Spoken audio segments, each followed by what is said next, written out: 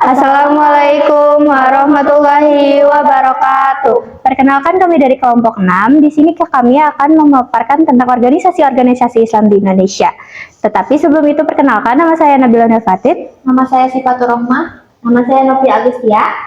Perkenalkan, saya Lutfi dan Perkenalkan, nama saya Febiansah.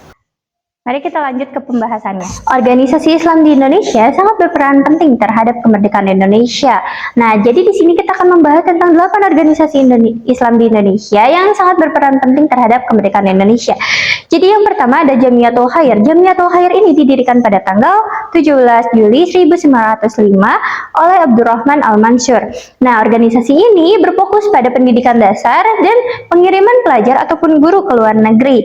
Nah, terus apa sih peran mereka terhadap kemerdekaan di Indonesia? Jadi, mereka menyebarkan tentang kekejaman pemerintah Belanda terhadap Indonesia melalui korespondensi dan surat kabar. Juga mereka atau organisasi ini juga melahirkan tokoh-tokoh perjuangan seperti Kiai Haji Ahmad Dahlan.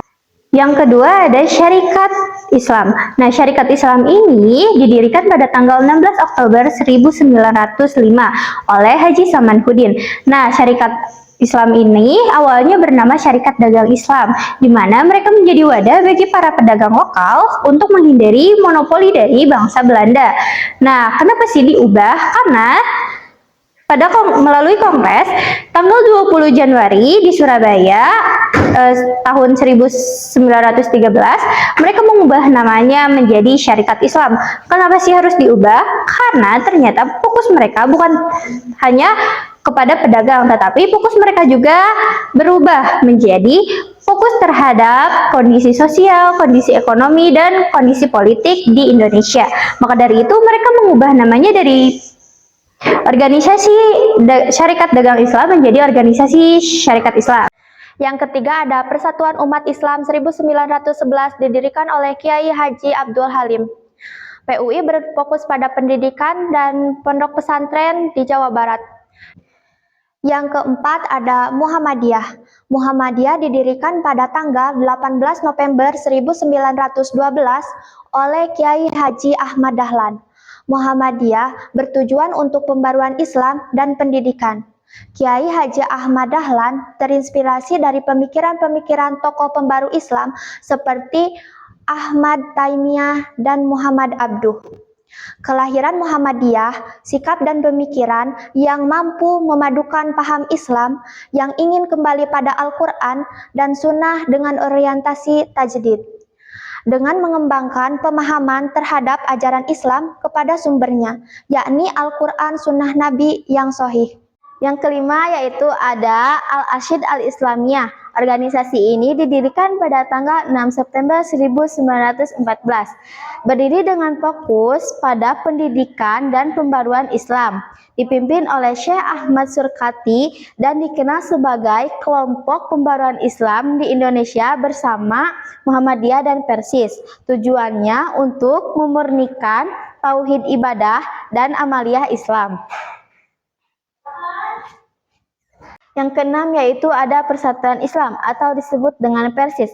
Organisasi ini didirikan pada tanggal 12 September 1923 dan dipimpin oleh Haji Jamjam dan Haji Muhammad Yunus. Tujuannya untuk memurnikan ajaran Islam sesuai dengan ajaran Rasulullah SAW, menolak campuran budaya lokal, taklid buta, bid'ah, syirik, kufarat, dan mengedepankan pemahaman dari Al-Quran hadis sahih. Tokoh utamanya yaitu Ahmad Hasan atau disebut dengan Hasan Bandung atau juga disebut dengan Hasan Bangil. Fokus utama pendidikan Islam, dakwah, bukan politik. Saya akan menjelaskan Nahdlatul Ulama atau yang disebut NU 1926 Masehi. NU didirikan pada 16 Rajab 1344 Hijriah atau 31 Januari 1926, merupakan organisasi Islam terbesar di Indonesia dan dunia. Bergerak di bidang pendidikan, sosial, ekonomi, dan dakwah.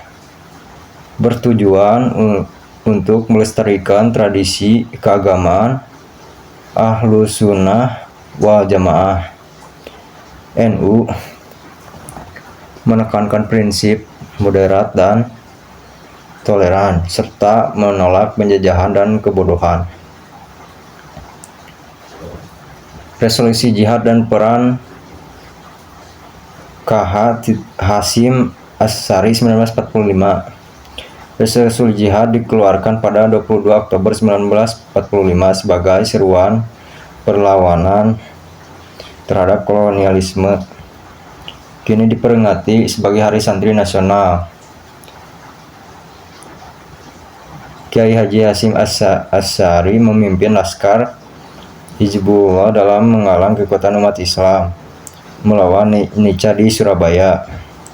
Pertempuran 10 November 1945 dipimpin oleh Kiai Haji